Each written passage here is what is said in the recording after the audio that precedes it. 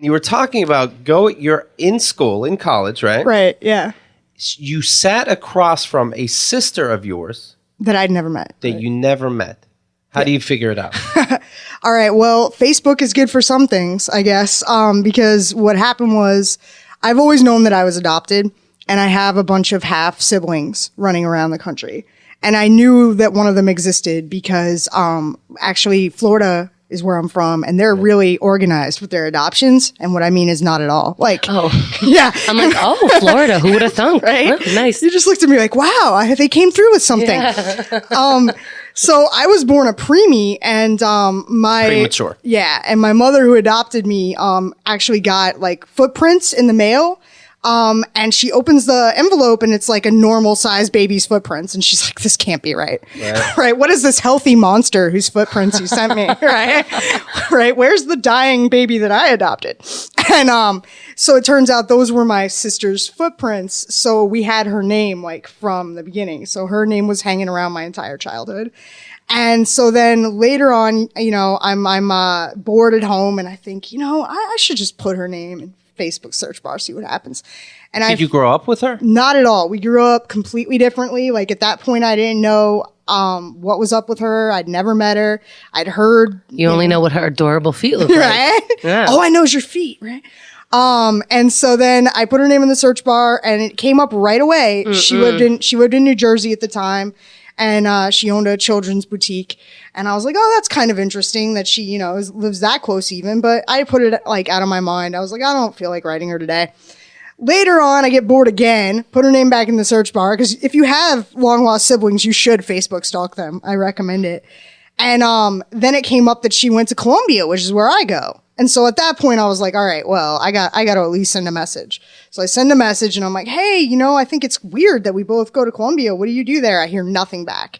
I didn't realize at the time that it had gone into our other folder. Oh, Facebook. Yeah, right? Oh, do I have to download another app that's not going to work well? Thanks, Facebook. It's a folder where all the messages from people who aren't your friends go. If you haven't checked it out, I recommend you do. If you're a girl, it's probably full of things like, I am being very nice to meet you. You are being my soulmate, and I am feeling that we should go and being talk. Oh, thank you for making my plans for tonight. Right? It's pretty great. But buried in all those messages was mine like, hey, I think we came out of the same vagina, like message, What do you write?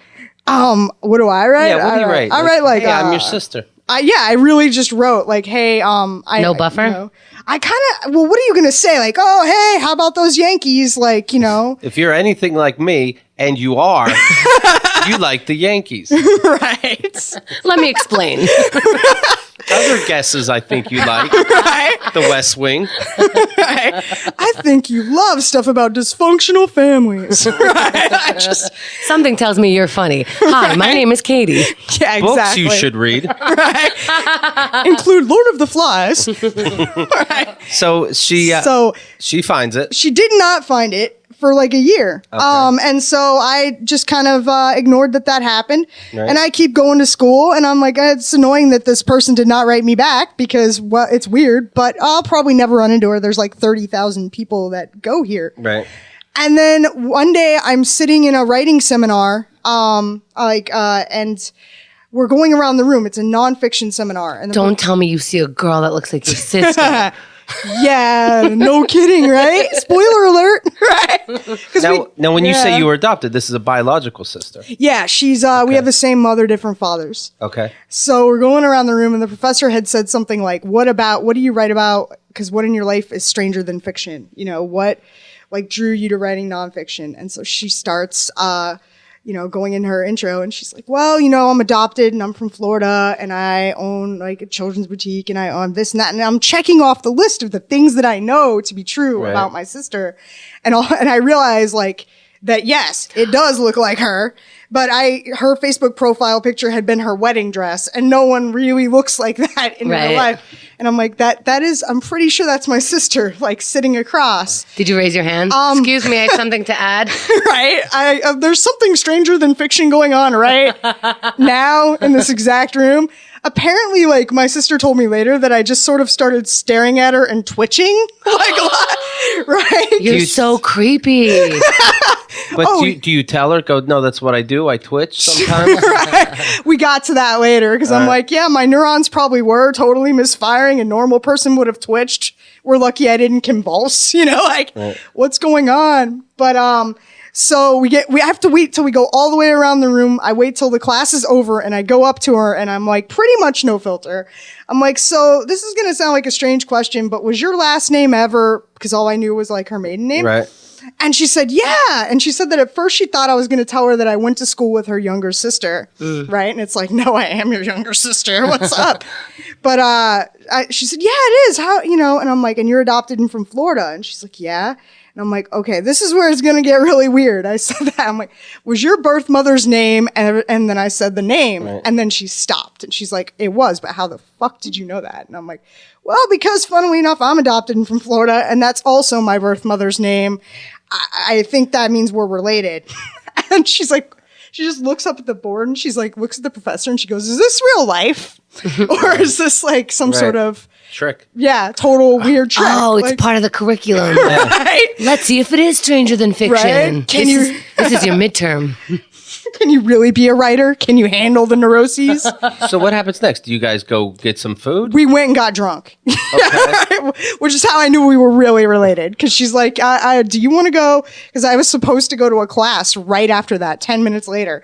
And she's like, you can come up with some sort of excuse, right? And I'm like, yeah, definitely. How about this excuse? Right? I just found my sister. Right? I actually wrote to the professor. I'm like, I said I had an unexpected family issue. And then we went and did shots. And one of her first questions was like, well, do you like gay people or do you hate gay people? And I'm like, what? Why? I'm like, I'm okay with their existence. Or do you hate them? Right? Do you hate them? A or B? Right. This will be an easy test. Right? Do you hate gay people? I'm like, I'm okay with them. I people used to think I was myself because I'm a sloppy dresser, but did you say all that stuff? Yeah, pretty much. No filter, right? And so what'd your gay sister say? My gay sister, who is not gay, but who was asking because she was like, there's a chance that our father, like one of our fathers really hated gay people. And I'm like, what? And she's like, well, I mean, how would you feel if you found out that your father was a serial killer? And I'm like, this is even harder than the last question.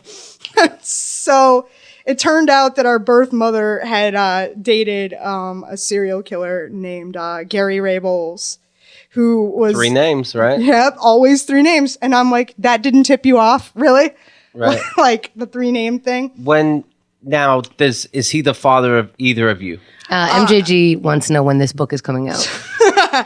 Right. As soon as I can write it, like as soon as I quit drinking again. Right. So is he the father of either of you? No, but he may be the father of my brother that I grew up with, I think. But I'm not, like, our birth mother says, no, I had no children with him. Your brother's father was another psycho, actually worse than him, but I don't know that he. Was your brother a little psychotic? Yeah. Does he have murder tendencies? Yes, he did. Yeah. How so? He used to like sort of torture animals and stuff like that. You know, do you know what he's doing now? He's dead. So like, right. Yeah. That's something I shouldn't have forgotten in that moment. No, that's totally all right. I try to forget it. I'm just like, what? But remind me again. How'd he die? Heroin overdose. Okay. Yeah. But Gary Ray Bowles was a male prostitute, and my brother was also a male prostitute, Gary Ray Bowles. Oh, wow. Like, that's what led him on the serial killing rampage, I guess. He decided that he hated gay people, and in order to, prove that, he would go do gay things with them and then kill them. You think he wasn't, maybe you're just guessing, but this is my guess, he didn't like the way he was treated. And so he went after gay people. Do you know what I mean? Being a prostitute, you're probably not treated the best. Probably not. But I also think he might have been a little gay and uncomfortable with it. Right. And then instead of just, going and buying a book or something, he just, that was how he dealt with it, I guess. But he actually tried to stab my mom to death. And then he ended up going to jail for that. Your sister's telling you all this? Yeah. And she tells me all this like the first meeting. Wow. And she's like, but I don't think the dates line up for him to be your father. And I'm like, okay, good. Well, that's one problem I can cross off my list this week. Right. Well, also, if he was your dad, wouldn't you and this was in you, wouldn't you feel like, ooh, so much shit is making sense now? Oh my God. No, I'm way too lazy to be a serial killer. Like, dude, they're methodical and organized. Like, I've missed 4 planes this year, okay? Not this calendar year. I've only missed 2 this calendar year, which means that I missed one coming and going from LA, like both ways. Because you were too lazy to get there on time? Yeah, pretty much. Or because I don't understand the concept of time, apparently. And I definitely don't understand how there can be a traffic jam inside an airport.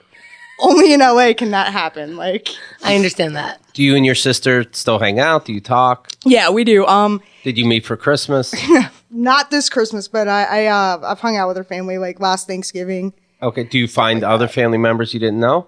There's a couple of them. Yeah, I have a couple brothers. Yeah, the women seem to like really go out and try to be crazy and achieve, and the men are kind of just crazy. But okay. Yeah. Do you after seeing new members of your family? Would you say hi to your sister all over again? Yeah, but that's only because I am crazy and Goonies never say die, dude. Like. Plus, it's interesting because we have such similarities, but then she's so opposite. She's like in the running for valedictorian. She's like completely like, if that were her plane, she would have caught it yesterday. She would have found a more efficient way to get to planes. She would have redesigned planes, maybe built some sort of time machine. And you're happy that you have a pass-fail curriculum. Yeah, exactly. I'm like, I can't fail at writing, at least not on this page. Now, you were telling me you visited your mom for Christmas, right? Yeah. And your mom moved from Florida. Is Florida such a, it really seems like a cesspool. Like it does need sawed off. Yeah.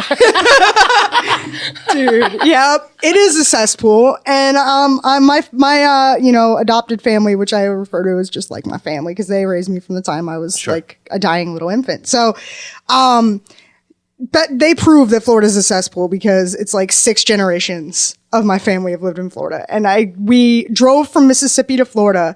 And the minute that we got to Florida, I was like, yes, we're back, because we go to check into the Red Roof Inn because we're classy, right? Why are you driving from Mississippi? Oh, because my mom got remarried and she moved to Mississippi to be with the guy that she remarried. But my niece, my brother's kid, still lives in Florida. So we were going down there to see her. That's a long trip. Yeah. Yeah, it was like 8 hours in the car. It's Do you Not drive? as bad as I thought. I didn't drive. I can theoretically, but my mom likes to drive, so she just did it. Yeah. I just watched movies. Okay. But yeah, the minute we get to Florida, we're in the Red Roof Inn, and I go to check in, and my mom, she's like, I need to stay in the car. And I'm like, why? I mean, I don't really need you for this, but like, why? And she said, oh, and I get back out, and she said that she used to babysit for a prostitute who met her Johns in that hotel, like on Craigslist. And she would take the kid to like a different room and like distract the kid while her mom was like, running her business. And so she was worried like the manager would recognize her and think that I was a prostitute. And I'm like, but I'm like the most poorly dressed prostitute. Like, I would be so insulted if someone thought that this was how I ran my business. Is it weird that I think that's so nice of your mom? That's such a good job. She's so considerate, right? I would babysit a kid for a prostitute. Yeah, but I mean, she paid her. It's not like... No, I know. That's like the best part. Like, not only are you taking care of this kid, but then you're getting paid. My mom's like, it was great. All I had to do was sit and watch cartoons. Oh, so somebody's bringing up, how can your mom adopt children if people know this about her? Well, I mean, her interactions with prostitution. They didn't know that about her. They didn't have a time machine to see into the future, right? And plus, it's Florida. The same lawyers who handled my adoption handled the Dollar. I think that's their name, the Dollar Kids. They were like this big child abuse scandal in Tampa. They ended up like torturing their kids and like putting them in a basement, because Florida used to run like pretty shady private adoptions. So if you adopted your kids privately, you didn't really have to prove very much. Oh, wow. So whenever anything bad happened, like if I talk about my childhood to my therapist, my mom's like, well, at least you weren't one of the Dollar Kids. Like, oh, wow. And I'm like, really? The bar is that at least you didn't tie me up in a basement and like torture me? KeithAndTheGirl.com